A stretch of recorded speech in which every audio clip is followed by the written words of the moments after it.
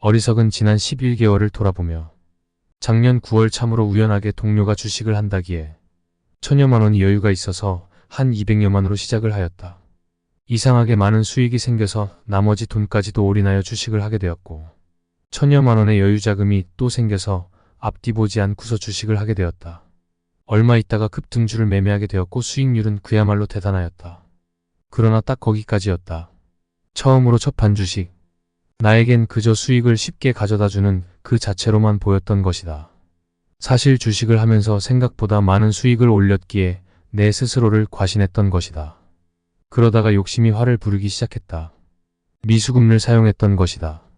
그러다 보니 한 달에 수수료 세금이 어느덧 300만 원까지 이르게 되었고 확인되지 않은 소문에 더 많은 주식을 매수하고자 친구들 돈까지 빌렸다. 다행히도 빌린 돈을 갚긴 했지만 미수금이 고스란히 내 주식 잔고를 깎아내리고 있었다. 1월 초에 갑자기 내 눈에 급등주가 들어왔다. 최고의 테마로 손꼽히며 누구나가 이 주식을 매수하면 수익을 볼 것이라고 했다. 난 너무나 순진한 나머지 2천만 원을 대출을 받아 본전을 찾을 생각을 하였다. 사실 이것부터가 날 머리 아프게 한 것이다. 그 후 매일 밤에는 다우지수와 나스닥 지수가 상승 혹은 하락하는지를 확인하고서야 잠이 들었고 아침엔 기상과 동시에 지수에 첫눈을 돌렸다. 그리고 출근을 하면 가슴을 졸이면서 9시가 되기만을 기다린다. 그때부터 장마감까지 나의 손가락은 마우스를 계속 클릭해댄다. 항상 이 시간이 지나면 오늘 하루에 뭘 했는지 모르겠다. 오늘은 집에 와서 주식 계좌를 살펴보았다. 정말 나도 놀랄 수밖에 없었다. 매월 수익이 흑자이면 빨강색, 적자이면 파란색으로 써 있었다. 그러나 한 달을 제외하고는 전부 파란색인 것이다. 나름대로 수익도 있었지만 미수를 사용한 탓인지 엄청 많이 빠질 때가 많아 부채질을 한 것이다. 그 금액도 자그마치나 4,550만 원. 이 돈을 우리 가족을 위해 썼다면 아마도 더 윤택해졌을지 모른다. 이제 와서 생각하니 내 자신이 너무 어리석음을 깨달았다. 오늘 주식시장을 떠나면서 느끼는 것은 절대 미수 사용하지 말고 꼭 여유자금으로 장기 투자해야 한다는 것이다. 저와 같은 실수를 범하지 마시라는 의도로 두서없이 몇 자 적습니다. 저의 어리석음을 너무 꾸짖지 마시고 빚을 갚을 수 있도록 힘을 주십시오. 27살 주식 4년차. 나는 주식으로 2,150만 원을 잃었습니다. 24살에 주식을 시작했었죠. 그 시기는 한창 선거 테마 주가 활기를 띠는 날이었습니다. 전 알바비와 용돈을 포함하여 약 300만 원으로 주식을 처음 시작했습니다. 주식에 관하여 아무것도 몰랐던 저는 주식 책 몇 권을 대충 훑어보고는 와, 며칠 만에 20%나 올랐네. 와, 주식하면 돈 많이 벌겠다 라는 생각을 가지고 계속 주식을 했습니다. 그런데 한 달 반 만에 300만 원을 홀랑 다 까먹고는 사채를 400만 원, 300만 원, 400만 원, 400만 원 이렇게 빌리면서 하다가 전부 다 잃어서 결국 오늘까지 해서 깡통을 차고 나가게 되는군요. 참 씁쓸합니다. 남들 지방대라도 4년제 대학교 가서 공부해서 어느 정도 학점을 따서 대학 졸업장을 가질 시기에 학교 다니면서 혹 이쁘지는 않아도 여자친구 한 명 가질 수 있을 때 작고 얼마 안 되는 월급이지만 그것을 받으며 살 나이에 저는 청춘 4년과 2,150만 원을 그냥 공중분해 시키고 말았습니다. 이제는 안 된다는 걸 이미 잘 알고 있습니다. 몇백만 원으로 수십억을 번 슈퍼 개미와 저는 다르다는 걸 현재는 이미 잘 알고 있습니다. 그렇기에 이제는 떠나고자 합니다. 제가 알기론 우리나라에서 주식으로 돈을 벌 수 있는 확률이 24%, 28%고 미국은 80% 가까이 되는 걸로 압니다. 뭐 그렇다고 해서 제가 미국에 태어났으면 혹시 벌 수 있지 않았을까 하는 그런 생각은 아니고 뭐 이제 끝을 내야죠. 수익을 내는 분들은 10% 내외일 것이고 손실을 보는 분들은 90%일 거라 생각합니다. 뭐 그 확률이 다르다고 하더라도 저한테는 통용되지 않겠지요. 이제는 그냥 작은 회사에서 세차하는 일을 하며 지내고 있습니다. 한 달에 230만 원 정도 받고 있죠. 무능력하고 못난 저입니다. 허나 이것은 실패일 뿐 죄는 아니라 생각합니다. 누가 돈 일부러 잃으려고 주식하겠습니까? 다 돈 벌려고 하겠지요.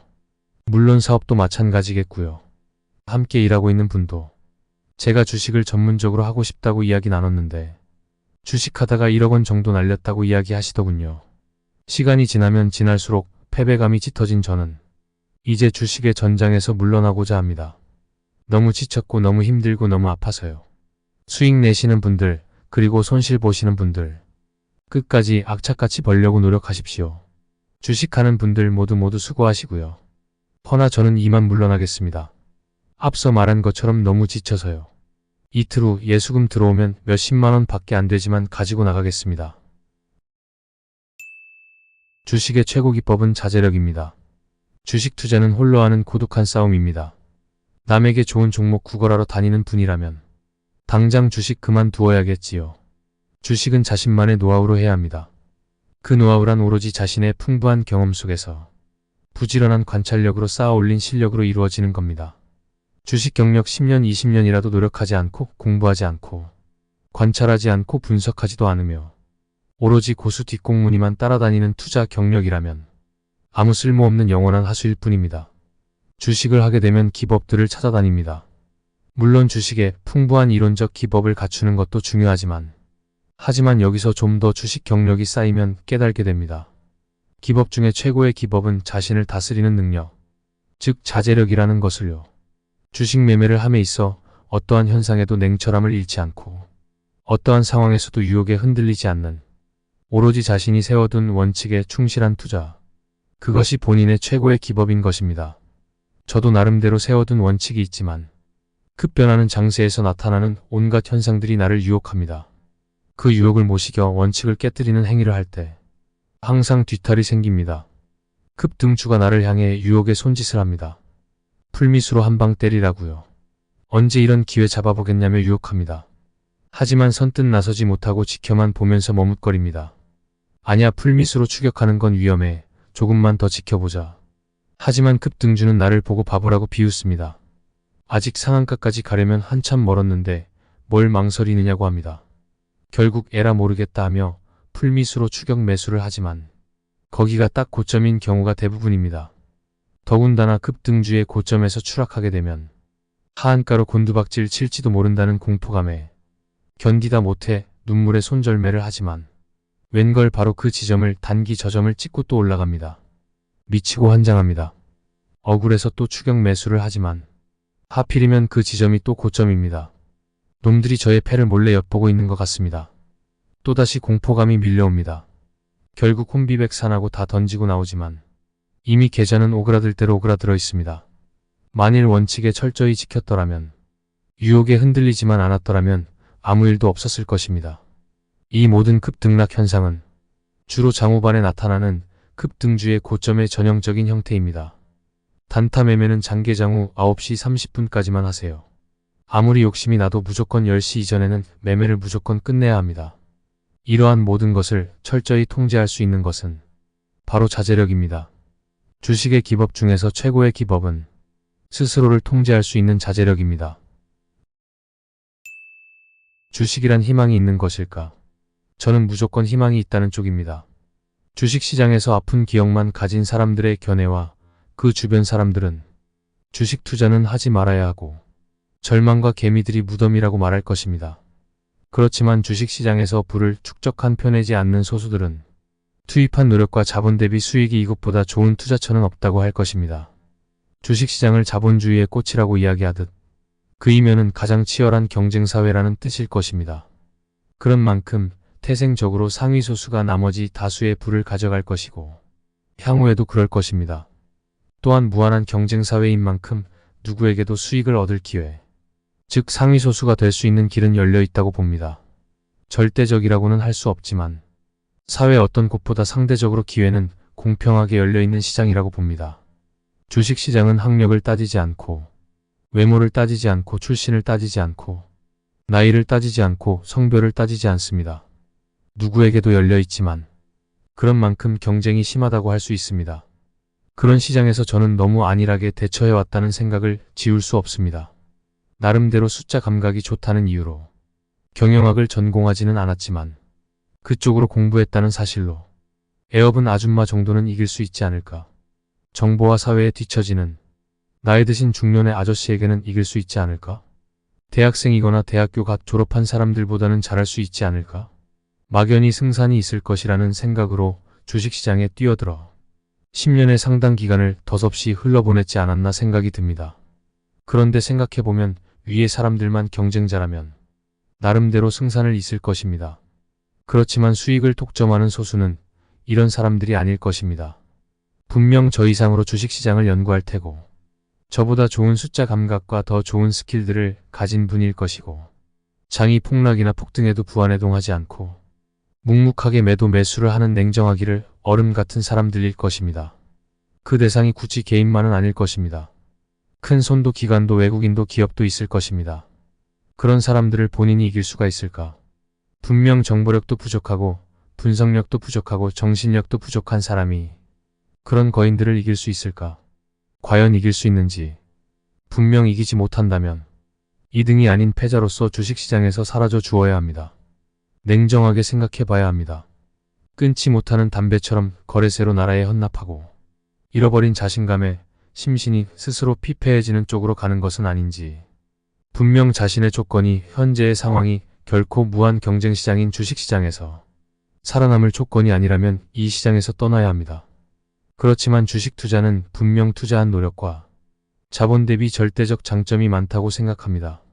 저희 집안 쪽으로 장사를 하는 사람이 많아서 그런지 관심이 많은데 사실 직장인이면 한 번쯤 생각해보는 먹거리 장사에 대해서 요즘 40, 60평 정도 프랜차이즈 식당을 운영하려면 평당 인테리어비, 그 외 추가 비용 수천만 원, 그리고 운영비 등등 월세를 두고도 몇억 정도는 들어갑니다. 그런 장사에서 2년 만에 투입 비용 뽑으면 잘한 장사라고 하는데 안 되면 거의 쪽박이라고 봐야겠지요. 2년 동안 투입 비용을 뽑는 것을 주식시장에서 계산하면 1년 동안 연수익 40%만 남기면 2년이면 약 100% 수익이 됩니다. 전 아무리 따져봐도 장사에서 2년 만에 본전 뽑기보다는 주식시장에서 2년 동안 매년 40%씩 수익 내는 것이 훨씬 쉽지 않나 생각합니다. 물론 두 가지 모두 이를 가능성도 있지만 원금 보전이나 환금성 측면에서도 주식 투자가 좋다고 판단하고요. 다만 연 40% 낼 수 있는 실력과 마인드의 문제겠지만 그 또한 장사 등의 자영업을 통해 수익을 내고자 하는 부분에서 똑같은 문제라고 봅니다. 다시금 전자의 이야기했듯 분명 주식시장은 무한한 기회가 열려 있다고 봅니다. 그것은 학력이나 외모나 나이나 출신의 기득권이 없는 그것이 다수 중에 소수에 한정한다고 하더라도 주식시장에서 수익을 올릴 수 있는 부자가 될 수 있는 길은 열려 있다고 봅니다. 그것은 결코 현재의 자신이 가지고 있는 돈이 많든 적든 의미가 없다고 봅니다.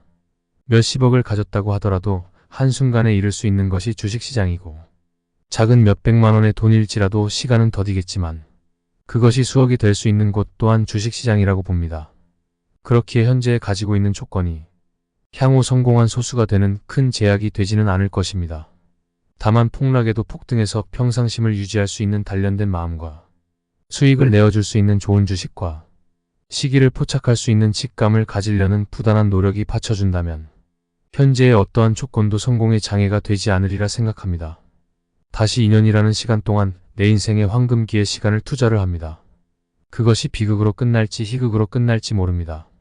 그렇지만 대다수의 사람들이 말려도 대다수의 사람들이 아니라고 해도 또 인생의 궁극적인 목표는 아닐지라도 이 시간이 덧없이 흘러간 시간은 아닐 것이라 생각하며 내가 하고 있는 주식 투자가 막연한 투기가 아닌 내가 하고 싶은 일을 하고 있다는 다짐을 해봅니다.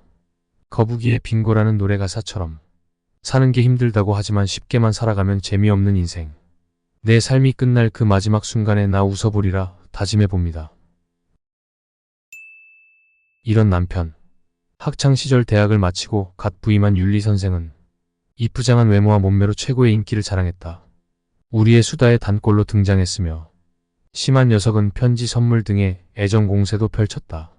학교가 남학교라 여자면 다 이뻐 보이긴 했지만 나이 많은 여자는 무조건 아줌마로 치부했던 나조차도 윤리 선생은 참 이쁘장하게 생겼다 라는 생각을 할 정도였으니 말이다.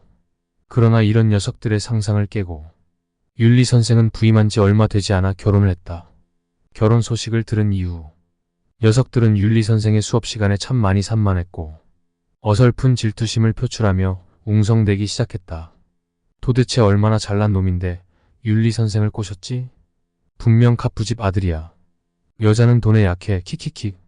이렇게 녀석들의 산만함이 점점 심해지자 윤리 선생이 잠시 한숨을 쉬더니 분필을 내려놓았다. 윤리 선생 이 녀석들이 도대체 뭐가 궁금한 게야. 조군 선생님 왜 결혼하셨어요? 윤리 선생 왜 결혼하긴 결혼할 사람을 만났으니 하지. 조군 그 남자 돈 많아요? 윤리 선생 이 녀석들이 그래 얘기도 윤리일지 모르니깐. 오늘은 내 남편 자랑으로 수업을 대신하자. 순간 산만했던 녀석들의 분위기가 고요해지고 윤리 선생에게 집중됐다. 윤리 선생 내가 내 남편은 대학에서 만났지. 모범생도 아니었고 친구들과 놀러 다니기 좋아하고 돈도 없고 뭐 그런 사람이었다. 당시 난 학교 앞에서 친구와 자취를 했는데 친구 녀석이 사귀는 남자는 사법고시를 통과하고 연수원에 다니던 사람이었지. 난 친구가 너무 부러웠어. 똑똑하고 집안 빵빵하고 미래의 판검사. 매너도 좋고 어느 상황이든 유식하게 논리적으로 판단하는 모습들. 여자들이 참 바라는 그런 결혼 상대였으니 말이다. 우리 넷이서 술자리도 몇 번 했는데 그때마다 지금 내 남편이 참 초라해 보였다. 헤어질 생각도 여러 번 했지. 신체 건강하고 활달한 것 빼고는 가진 게 참 없어 보였거든. 근데 그 생각이 완전히 바뀐 중대한 사건이 있었다. 늦은 밤 친구와 술을 마시고 집에 가다가 어둑한 골목길에서 치안들을 만난 거야. 우린 윗도리가 다 찢기고 참 무서운 상황이었지. 마침 순찰을 돌던 경찰들 때문에 무사했지만 그땐 정말 온 몸이 떨려 견딜 수가 없었어. 그렇게 경찰서에 가서 상황 진술을 하고 있을 때 내 남편하고 친구의 남자친구가 경찰서에 도착했어. 둘 다 집이 멀어 집에는 연락을 못하고 우선 남자친구를 부른 거야. 친구의 남자친구. 사법연수원 다니던 그 남자가 먼저 도착을 했는데 우릴 보자마자 잠시 머뭇거리더니 곧바로 형사에게 다가가서 상황 좀 말씀해 주시죠. 이 여자 당한 겁니까? 안 당한 겁니까? 라고 말하는 거야. 형사가 어리둥절한 표정을 보이자 그 남자가 아주 차분히 그리고 냉철하게 여지껏 내가 멋있다고 생각하는 그 유식한 표정으로 다시 묻더라고. 이 여자 강간 당했습니까? 아님 미수입니까? 그때 지금 내 남편이 도착했어. 남편은 그 남자와 아주 상반되게 들어오자마자 한마디 말없이 자기 윗도리를 벗어서 날 덮어주고 치안을 취조하는 형사에게 다가가서 이렇게 말하더군. 형사님 나 지금 이놈 몇 대 때려야겠는데 체포하려면 체포하시죠. 그러면서 그 치안들에게 주먹을 날렸어. 순간 경찰서가 살벌해졌지. 그리고 형사에게 가서 오늘은 제 여자친구가 너무 많이 놀랬으니 이만 데려가 쉬어야겠습니다. 그 말만 던지고 내 손목을 잡고 경찰서를 나왔어. 그게 내가 남편하고 결혼한 이유다. 내가 만약 내 친구와 같은 그런 사람을 만났다면 사람 간의 관계, 특히 사랑하는 사람 간의 관계까지 그 유식한 논리로 재단하려 들겠지. 이후 내 친구는 경찰서에서 그렇게 논리적으로 묻는 남자에게 막 소리 지르며 그래 나 당했다. 어쩔 건데 라고 말했고 그 남자는 잠시 움찔하더니 그 길로 경찰서를 나가 다신 연락이 없었단다. 옳고 그름은 없다. 단지 느낌의 차이겠지. 그 차이에서 어느 것이 더 와닿는지는 직접 판단하도록. 오늘 수업 끝. 졸업할 때쯤 윤리 선생의 그 비논리적이고 무식하고 아주 멋있는 남편을 우연히 보았다. 윤리 선생과 팔짱을 끼고 시장 아줌마한테 100원만 더 깎아달라고 둘이서 애교를 피는 모습을. 전업투자자로서 주식투자의 성공을 꿈꾸는 이들에게 저의 경우를 비추어 제언을 드릴까 합니다. 분명 주식투자로 안정된 수익을 올리며 성공적인 삶을 영위하고 있는 사람들이 많이 있기 때문에 확신을 가지고 여러분들에게 도움이 될 것을 확신하는 바입니다. 본인은 30대 중반의 나이고 소위 남들이 잘 나간다던 대기업 직장을 올해 그만두고 전업투자를 시작하게 되었습니다. 물론 저도 직장 생활 근 9년 동안 주식이란 놈을 알았고 많은 돈과 시간 나의 인생을 갖다 바쳤습니다. 올해 결정적으로 직장을 그만두고 주식 전업투자를 결단 내리게 된 동기는 작년 초부터 나만의 투자 원칙과 기법을 확립하고서부터입니다. 그래 한눈 팔지 않고 이 기법만 꾸준히 실행하면 확실하다. 꾸준히 수익이 난다. 이런 확신을 점점 가지게 된 것이 계기였지요. 직장 생활 한 달 내내 스트레스 받아가면서 해봐야 500 정도 벌겠지요. 하루 20만원. 전업으로 나선 지금 투자금 5천 정도로 하루 평균 50 정도 벌고 있습니다. 투자금에 비하면 1% 정도입니다. 그러나 한번 거래 시 2, 3천 정도 들어가서 50 정도 버는 것이기 때문에 2, 3% 번다고 보시면 됩니다. 바로 저의 투자 기법은 시초가 매매입니다. 최근 상승률이 높거나 신고가 중이거나 전날 상한가를 친 종목에서 고릅니다. 이 방법은 종목 선정이 승률의 90%를 좌우합니다. 전날 첫 상한가를 친 종목이라도 초저가주나 소위 끼가 없는 종목은 제외합니다. 여기서 끼가 없다는 말은 거래소의 굴뚝주나 코스닥에서도 우량주 같은 거죠. 제가 끼가 있는 종목군들로 분류해 놓은 것은 세력들이 잘 건드리고 움직임이 화려한 중소형 종목들을 말합니다. 이렇게 추리고 추린 종목 중에 다음날 아침 동시호가 상황을 보면서 9시가 다 되어가면 결국 한 종목을 선택하여 베팅합니다. 보통 3-5% 정도에서 매수세가 확실히 달라붙은 상태에서 시작하는 종목이고 시초가 들어가서 6-7% 오른 지점에서 바로 매도를 합니다. 그 시간이 보통 3-5분 사이에 끝납니다. 매수하자마자 매도를 준비합니다. 보합 근처에서 시작하는 종목도 있습니다. 이런 경우 재수 좋으면 10% 정도까지 올라갈 경우 많이 먹고 나옵니다. 운이 좋아 상한가로 치고 올라갈 수도 있습니다. 이런 경우 상한가 기세를 보고 상한가에 매도할지 아니면 상한가가 강할 경우 다음날 팔아도 갭상승분은 충분히 먹고 팔 기회를 주기 때문에 들고 갑니다. 그러나 이런 경우는 10번 중 1번 정도이고 대부분 시초가에 들어가 5분 이내에 팔고 나옵니다. 욕심을 자제하고 가장 좋아 보일 때, 즉 매수세가 가장 피크를 이룰 때 바로 매도합니다. 보통 3분 봉이 꺾일 때 매도하는 경우가 많겠지만 저는 꺾이기도 전에 감으로 때립니다. 지금이 가장 좋아 보일 때다. 더 치고 올라갈 수도 있다. 그러나 그게 욕심입니다. 그냥 기계적으로 던집니다. 이로써 하루 매매는 끝입니다. 관심 종목 100개에 대해서 장중 어지러운 분봉을 보면서도 절대 들어가지 않습니다. 이런 경우 손가락이 나갈 것을 방지하기 위해 저희 사무실 벽에는 도끼가 걸려 있습니다. 항상 그 도끼를 보면서 손가락이 나갈 경우 저 도끼로. 그래서 절대 자제를 합니다. 마음을 다스립니다. 올 5월 전업으로 나서면서 사무실 같이 사용할 분들과 함께 하고 있습니다. 현재 저와 다른 분 2명이서 전망 좋은 오피스텔 사무실에서 매매를 하고 있습니다. 그중 한 명은 투자 경력이 2년 정도로 짧으신 분인데 처음에 저희 사무실에 왔을 때 투자 원칙이 확립이 안 된 상태라 제가 매매 기법에 대해 가이드를 해드렸습니다. 바로 시초가 매매 기법에 대해서죠.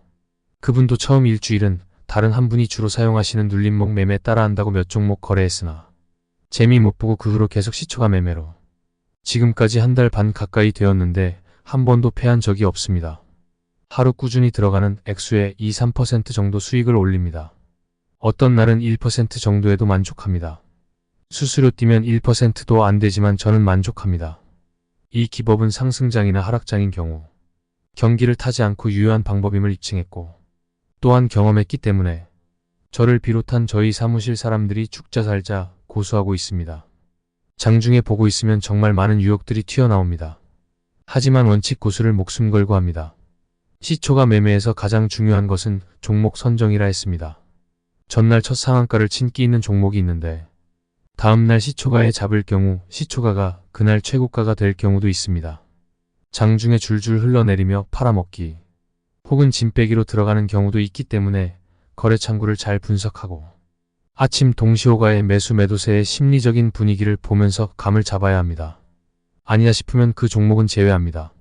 이렇게 종목을 찍어내는 게 승리의 관건입니다. 한 가지 장점은 아침에 짧은 순간에 들어갔다 나오는 것이기 때문에 확실하게 감이 오는 종목일 경우 2배 정도의 미수를 질러버립니다. 짧은 순간에 치고 빠지는 것이기 때문에 세력들 눈치 볼 필요도 없고 분주한 시간이라 눈에 띄지도 않습니다. 손절매가 거의 없습니다. 아니야 싶을 땐 수수료만 날리고 바로 매도하고 나옵니다. 이로써 그날 매매는 하지 않습니다. 지금까지는 시초가 매매할 종목들이 매일 있었지만 눈에 띄는 종목이 없거나 제 기준에 들어오지 않으면 들어가지 않습니다. 그날은 쉽니다. 매매 횟수가 하루 한 번, 원샷 원킬. 매매 횟수를 줄여라 저의 가장 중요한 원칙입니다. 장중에 쳐다보고 있다가 분차트 치고 나가면 부안해동하여 달려드는데 한 번은 조금 먹고 나오는데 한 번은 깨집니다. 그래서 절대 장중 매매는 승률이 낮기 때문에 불확실성에 승부를 걸지 않습니다. 무슨 숨겨진 기법이 있어야 돈 버는 것 아닙니다. 알려진 기법 다 아는 기법을 누가 실천하느냐를 말하고 있습니다. 그리고 종목 선정이 가장 중요하다고 했습니다. 다음날 시가에서 쭉 빠질 것 같은 종목은 아예 선정하지 않는다고 말씀드렸습니다. 여기서 실전 경험에 따라 종목 선정하는데 척중률의 차이가 나게 마련입니다. 성공 확률의 차이 말이죠. 초보에서 고수에 이르기까지 같은 기법을 사용하더라도 수익률에 분명 차이가 나게 마련이죠. 초보는 적중률이 높은 종목을 선정하기에 아직 실전 경험과 감각이 부족하여 승률이 떨어집니다. 실전 경험과 감각이 쌓일수록 적중률은 90% 이상이 됩니다. 아주 가끔씩 장중에 상한가를 치려고 달리는 종목이 있으면 확실한 재료가 있거나 한 종목을 발견했을 때 상따를 합니다. 한 달에 한두 번 정도 이런 확실한 기회를 잡기도 합니다.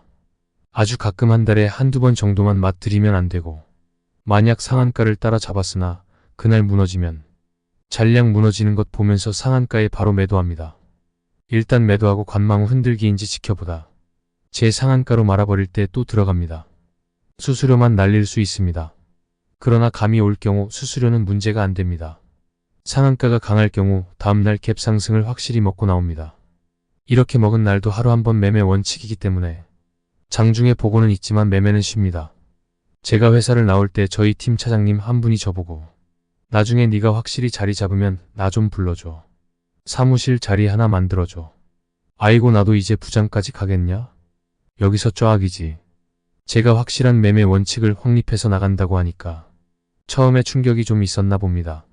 나중에 저의 확신에 찬 목소리에 이렇게 말씀하신 거죠. 사실 요즘 대기업에서 40대 접어들면 힘들죠.